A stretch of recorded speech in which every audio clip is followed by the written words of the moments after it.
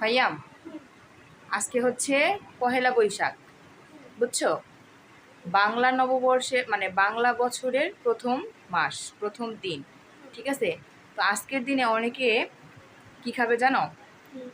অনেকে পান্তা ভাত খাবে, আর হইল ইলিশ মাছ খাবে, মানে ইলিশ মাছ ভাজা খাবে। তো আমাদের এগুলা কিছুই নাই, আছে কয়টা পান্তা ভাত। আর এখন বাজে সকাল 11টা। হ্যাঁ হ্যাঁ, এই যে পান্তা ভাত। আর এখন বাজে সকাল 11টা। আজকে সকালে নাস্তা পানি কিচ্ছু করি নাই, কারণ আজকে রুটি পরোটা কিছুই বানাই নাই। এমনিতে সময় দেখা যায় কি রুটি বা পরোটা বানাই, সেগুলোই হচ্ছে সকালে চা দিয়ে খাই, বা তরকারি বা ভাজি বা যেটা হোক খাই। তো আজকে তো কিছুই করি নাই, প্রচণ্ড পরিমাণ ক্ষুধা লাগছে। তো এখন কি করা যায়? এখন কয়টা পানি ভাত আছে, এখন আমরা কি করব জানো? এখন হচ্ছে আমরা ডিম ভাজবো, মানে ডিম ভাজবো আর হচ্ছে শুকনা মরিচ ভাজবো, আর পানি ভাতের সাথে মিলাই খাবো। ঠিক আছে? ইয়ামি ইয়ামি, তুমি আর আমি খাবো, ঠিক আছে?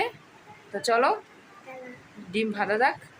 তো তোমরাও দেখতে থাকো আমরা কিভাবে পানি ভাত খাই ডিম ভাজা দিয়ে, ঠিক আছে? দেখতে থাকো আর আমাদের সাথেই থাকো। তারপরে এই যে পান্তা ভাতগুলো, এই ভাতের মধ্যে আমি কিন্তু গতকাল রাতেই পানি দিয়ে রাখছি, তবে সকালে আবার পানিগুলো চেঞ্জ করে দিছি, মানে এই আগের পানিগুলো ফেলে দিয়ে নতুন করে আবার পানি দিয়ে দিছি। এখন হচ্ছে ডিমটা ভাইজা নিব, একটা ডিমই ভাজবো, দুই মা ছেলে মিলে খেয়ে নিব। পাইয়াম হচ্ছে তেমন মানে খায় না, ও সামান্য একটু আর কি নেবে, তারপর বাকিটা আমাকেই খাইতে হবে। তো এটার জন্য একটা ডিমই ভাজবো, অপচয় যত কম করা যায়। আর আমাদের মতো মধ্যবিত্ত মানুষদের তো একটু হিসাব হতেই, মানে একটু হিসাব করে চলতেই হবে, না হলে কিভাবে হয়। তো এই যে এখানে হচ্ছে একটু তেলের মধ্যে 2-3টা শুকনা মরিচ ভাইজা নিলাম। বাবু হওয়ার পর থেকে না আমি তেমন একটা ঝাল খাই না, কারণ ও যেহেতু ব্রেস্ট ফিড করে, তো আমার বেশি ঝাল খাওয়া উচিত না। তো তারপরেও না মাঝে মধ্যে বেশি ঝাল খেয়ে ফেলি, মানে ইচ্ছা করে, তেমন একটা খেয়াল থাকে না। তো যতটুকু পারি অ্যাভয়েড করেই চলি, মানে খাই না। তো তারপরেও অনেক যখন ইচ্ছে করে তখন খাই। তো এই যে এখানে হচ্ছে ডিমটাও ভাজা নিলাম। ডিমটা ভাজা গ্রানটাই না খুব বেশ মানে ভাল লাগতেছিল, অনেক দিন হইতেছে যে ডিম ভাজা খাই না। ডিম ভাজা আর কি করা হয় না, এমনিতে সচরাচর ডিম অনেক ভাজি তোমাদের ভাইয়ার জন্য, তবে আমি তেমন একটা মানে খাই না। তো আজকে অনেক দিন পর ডিমটা ভাজলাম নিজেদের জন্য।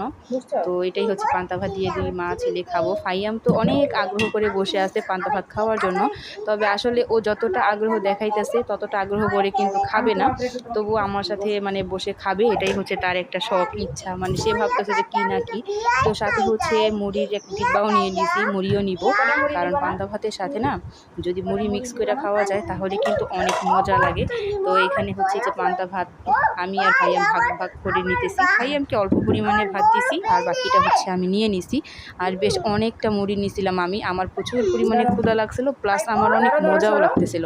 মানে এত মজা কেন লাগতেছিল বলতে পারি না, অনেক দিন পরে পান্তা ভাত খাইলাম। আগে না অনেক পান্তা ভাত খাইতাম, মানে সকালে প্রায় কয়টা ভাত থাকতো, ওই ভাতের মধ্যে মানে মুড়ি নিয়া বা শুধু খাই ফেলতাম, মানে মজা লাগতো, পেটও ভরতো আবার শান্তিও লাগতো। কিন্তু বেশ অনেক দিন হয়েছে খাই না, আর বাবু পেটে আসার পর থেকে তো খাইই না। মানে এমনিতে রুটি টুটি খাইতাম, শুকনা খাবার খাইতাম, মানে ঠান্ডা লাগার মতো কোনো কিছু খাইতাম না। তো বেশ অনেক দিন পরে খাইতেছি, ভালোই লাগতেছে। এই পহেলা বৈশাখে সবাই খাবে ইলিশ মাছ ভাজা, তারপর হচ্ছে বেগুন ভাজা, আলু ভাজা, আর আমরা খাইতেছি হচ্ছে ডিম ভাজা আর হচ্ছে পানি ভাত। আর শুকনা মরিচ সাথে যদি হয় তাহলে আর কি লাগে, আমাদের জন্য হচ্ছে এটাই এখন অনেক।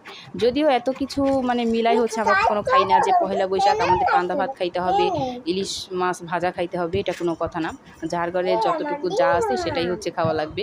এটা তো শুধু একটু দুষ্টুমি করতেছি, আজকে সকালে এমনিতেই আমাদের খাবার নেই যেটা বললাম, তো সেটার জন্যই মূলত পান্তা ভাত খাওয়া। তো এখানে যে ফাইয়াম কিন্তু অলরেডি খাওয়া শুরু করে দিছে, একটু একটু করে মানে খাইতেছিল, আমার দিকে খুব ভালো লাগতেছিল যে সে খাইতেছে।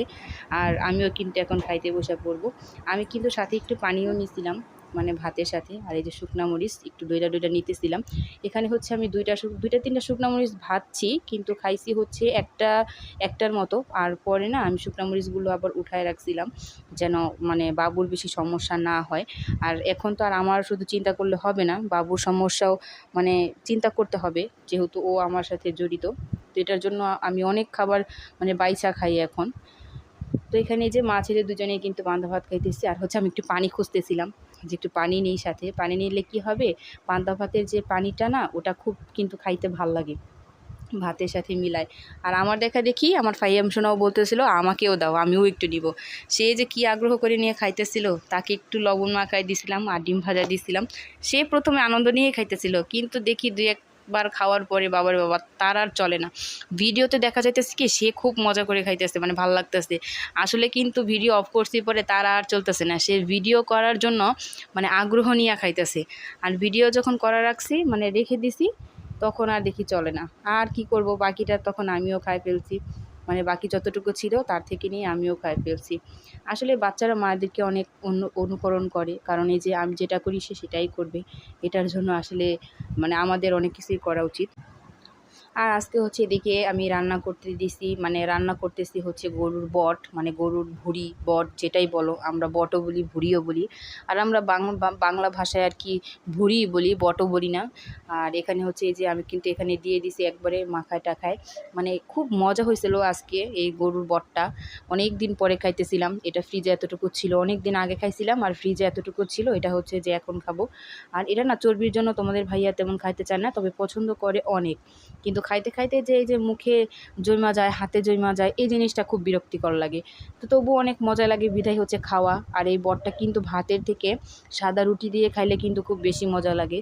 তো ওখানে হচ্ছে হইতেছে, আজকে আর তেমন কোনো কিছু রান্না করব না, শুধু গরুর বট আর হচ্ছে পাতলা ডাল থাকবে সাথে, আর আর কিছু না।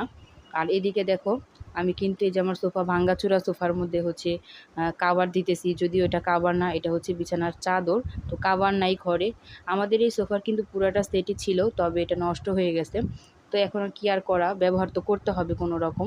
বাকিগুলা ফালাই দিছি, শুধু এই একটাই রাখছি আপাতত ব্যবহার করার জন্য।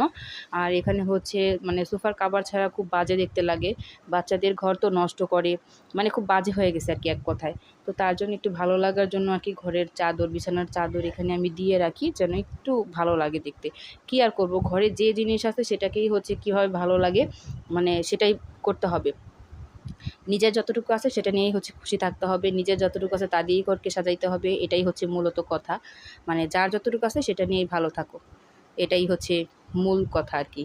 তো তোমরাও হচ্ছে যতটুকু আছে সেটা নিয়ে নিজে ভালো থাকার চেষ্টা করবা আমার মতো। আমিও আমার যা আছে আলহামদুলিল্লাহ, আল্লাহ আমাকে অনেক ভালো রাখছে, আমি এটা নিয়ে অনেক অনেক অনেক অনেক খুশি।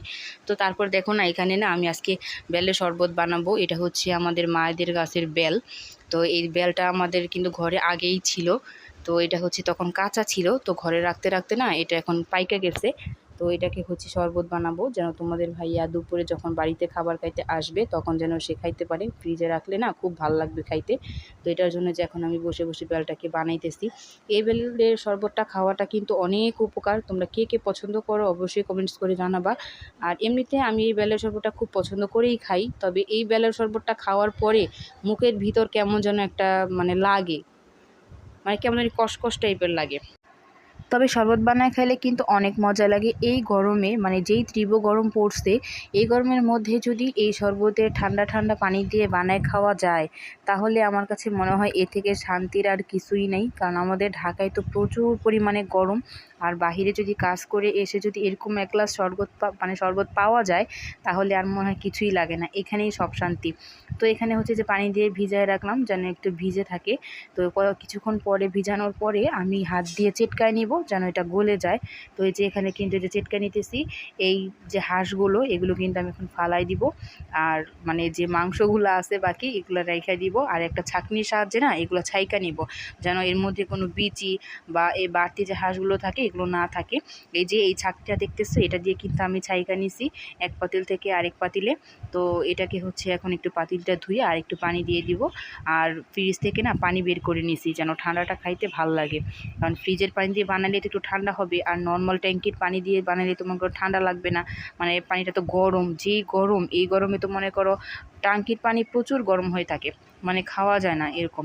তো সাথে কিন্তু আমি একটু লবণ দিয়ে দিব আর হচ্ছে চিনি দিয়ে দিব। আর শরবতের মধ্যে না আমি একটু লবণ খাই, মানে লবণ দিতে আমার কাছে ভাল লাগে খাইতে আর কি লবণ দিয়া, কারণ একটু মিষ্টিটা মনে হয় কি একটু ব্যালেন্স হয়, এটার জন্য আমি একটু লবণ দিই। আর এই যেখানে হচ্ছে একটু চিনি দিয়ে দিছি। মিষ্টিটা আমি মোটামুটি দিছি, শরবত যেহেতু মিষ্টিটা মিষ্টি করে খাইতেই আর কি ভালো লাগবে, মিষ্টি কম ভালো লাগবে না, তো মোটামুটি ভালোই মিষ্টি দিছি। আর হচ্ছে এই যে ফ্রিজের পানি দিয়ে দিতেছি, মেন জিনিস।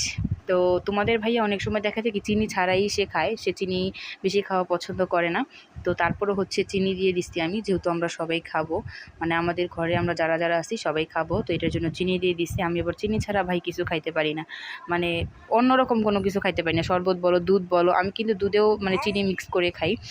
আর এখানে শরবতে তো খাইতেই হবে, শরবত শুধু তো মজাই লাগবে না। তো এই যে এখানে হচ্ছে চিনিটা ভালোভাবে মিক্স করে নিলাম। আর আমি শরবতটা বানানোর পরে আমি কিন্তু এমনিতেই খাইছিলাম, কারণ আমার তো বেশি ঠান্ডা লাগানো যাবে না, তো এটার জন্য আমি নিজে আগে খাই, তারপর হচ্ছে বাকিটা ফ্রিজে রেখে দিয়েছিলাম যেন আরেকটু ঠান্ডা হয়। বোতলের পানিটা না বেশি ঠান্ডা না, মানে ঠান্ডাটা কম, তো এটার জন্য ফ্রিজে আবার রেখে দিয়েছিলাম। আর আমি কিন্তু এই যে আগেই খেয়ে নিছি, আর বাকি সবাইকে না ফ্রিজে রাইখা তারপরে দিছি যেন তাদের খাইতে ভাল লাগে। তো এই যে খাইতেছি শরবত, কি শান্তি, সারাদিন কাজকর্ম করার পরে এরকম এক গ্লাস শরবত, আর যদি বাইরে থেকে আইসা খাওয়া যায় তাহলে তো বলার মতোই না। তো আজকের ব্লগটা এই পর্যন্তই, সবাই ভালো থাকো, সুস্থ থাকো, আল্লাহ হাফিজ।